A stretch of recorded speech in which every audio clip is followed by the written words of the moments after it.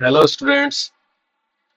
इस क्वेश्चन में अपने को क्या दिया हुआ है? A B C are unit vectors बोलता है और ये के इक्वेशन दिए है ना। इसकी वैल्यू क्या है? Does not exceed then a 4 8 9 6, ये जो है ऑप्शन दिए हुए हैं है ना। तो इनमें से किसी एक वैल्यू से जो है ये एक्सीड नहीं करनी चाहिए ये इक्वेशन। तो इसके लिए कंडीशन दी है A B C unit vector. तो देखो यूनिट वेक्टर क्या होता है? अगर कोई भी यूनिट वेक्टर, मान लीजिए ए एक यूनिट वेक्टर है, तो उसकी वैल्यू कितनी होती है? 1। तो कहने का मतलब हमारे पास क्या हो गया? ए हो गया इक्वल टू बी हो गया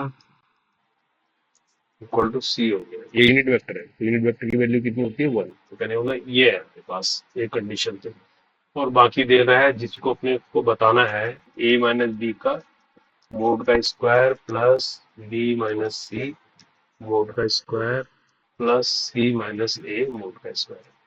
इसका पता करना है कि इसकी मैक्सिमम वैल्यू कितनी होगी, है ना। तो अब इसको थोड़ा ओपन कर लेते हैं। तो जब मोड को खोलते हैं तो फर्स्ट टर्म का स्क्वायर हो जाएगा प्लस, जैसे ए माइनस बी का स्क्वायर होता है वैसे होगा ही। बस इसकी जो थर्ड टर्म होती है जिसमें दोनों चीज आती है वो क्या हो जाएगी? डॉट में हो जाएगी, यानी टू, ये क्या हो जाएगी? ए डॉट बी हो जाएगी। ठीक है, इस तरह से खुलता है कोई भी मोड, है ना। और ये सॉरी ये मोड ही है पूरा, बी माइनस सी है ना। तो प्लस क्या हो जाएगा?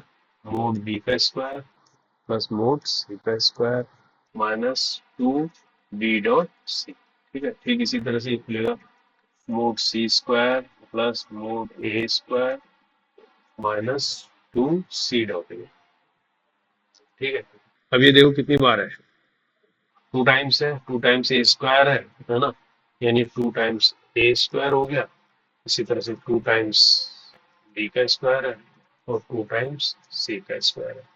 और इस सब में माइनस है तो माइनस कॉमा आ जाएगा, टू भी कॉमा आ जाएगा। तो ये ब्रैकेट के अंदर क्या बचेगा? ए डॉट बी, है ना, plus B dot C plus C dot A बचेगा। ये ऐसा हो गया है ना। अब ये इसका मोड का स्क्वायर कितना होगा? जब मोड वेक्टर का 1 है तो इसकी वैल्यू भी 1 ही होगी। तो टू वन जा two, two two four two six, ये हो जाएगा 6 माइनस 2। और इसके अंदर आ जाएगा A dot B plus B dot C plus C dot A, ये बच गया। ठीक है, अब इसकी मैक्सिमम वैल्यू पता करनी है तो इसके लिए इसकी मैक्सिमम वैल्यू पता करनी पड़ेगी, ये जो अंदर है ना। तो इसके लिए देखो एक आइडेंटिटी यूज करते हैं हम। जानते हैं ए प्लस बी प्लस सी का होल स्क्वायर क्या होता है ना। इसका होल स्क्वायर जो है हमेशा जो है ग्रेटर देन या इक्वल टू 0 होगा। क्योंकि ये क्या है? बाहर से स्क्वायर है, अगर इसमें माइनस भी रखोगे, कुछ माइनस भी आएगा तो वो भी क्या होगा? 0 से ज्यादा ही होगा। ज्यादा से ज्यादा 0 रखोगे तो 0 होगा ही। तो 0 या 0 से बड़ा होगा हमेशा इसकी वैल्यू, है ना। तो इसका मतलब इसका जो मोड है, अगर हम ए प्लस बी प्लस सी करेंगे, इसका स्क्वायर करेंगे, ये भी ग्रेटर देन इक्वल टू 0 ही होगा। ठीक है ना। तो इस आइडेंटिटी को अपन यूज करेंगे। अब इसको अगर जब अपन खोलते हैं इसको, है ना, ए प्लस बी प्लस सी का होल स्क्वायर खोलते हैं तो ये इस तरह का ही आता है।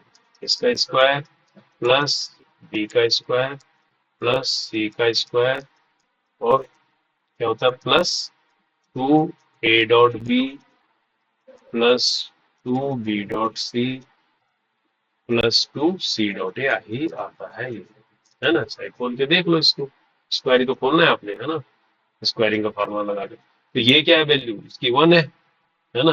तो 1 1 3 टाइम्स आ गया तो 3 हो गया ये, है ना। 3 प्लस दिस, और ये सब क्या? ग्रेटर देन इक्वल टू 0 चल रहा है ना। तो ये 3 अगर मैं उस तरफ ले जाता हूँ तो ये क्या हो जाएगा? ये 3 क्या होगा?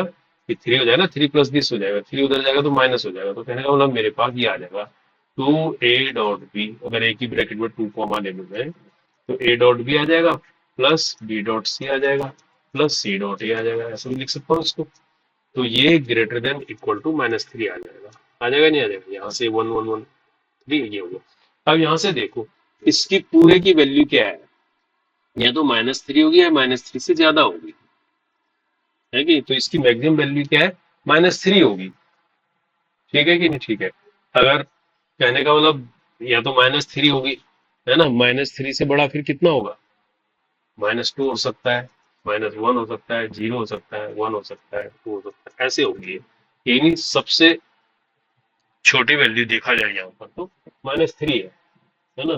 तो अगर मैं यहाँ पर देखता हूँ तो हमारी इक्वेशन नंबर 1 से, तो देखो, इसमें अगर मैं रखता हूँ सबसे छोटी वाली वैल्यू, तो क्या होता है, मुझे तो सबसे बड़ी वैल्यू लानी है इसकी, लेकिन इसके लिए सबसे पहले मैं छोटी रख के देखता हूँ, तो यहाँ माइनस है मेरे पास, तो ये क्या हो जाएगा, -3 में रखूंगा, तो ये क्या बन जाएगा, प्लस बन जाएगा, 9 बन जाएगा।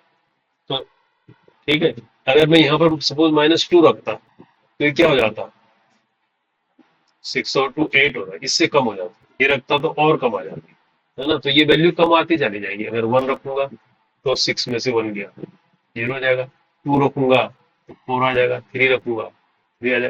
कहने वाला ये वैल्यू कब, तो सबसे मैक्सिमम वैल्यू यही आएगी 9, तो ये कब आएगी, इस कंडीशन पे आएगी जो -3 होगा, है ना। तो कहने का ना, मुझे तो मैक्सिमम ही बतानी है ना, कि उससे एक्सीड करे ना ये, तो इसका मतलब मेरी -3 वाली ही वैल्यू जो है वो, इस पर अगर मैं -3 रखता हूँ, तो वही मेरी जो है मैक्सिमम वैल्यू थी, इसका मतलब मेरा आंसर क्या होगा, 9 ही होगा, तो 9 आंसर होगा।